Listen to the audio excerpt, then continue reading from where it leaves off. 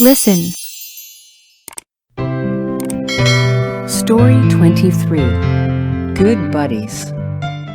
Mika has a friend. His name is Philip.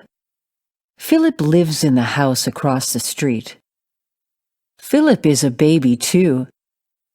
The two were born 1 week apart. The mothers bring their babies to see each other every day. The two cannot talk. They cannot play together. Each does his own thing. But they know each other. When one cries or smiles, the other soon will do that too.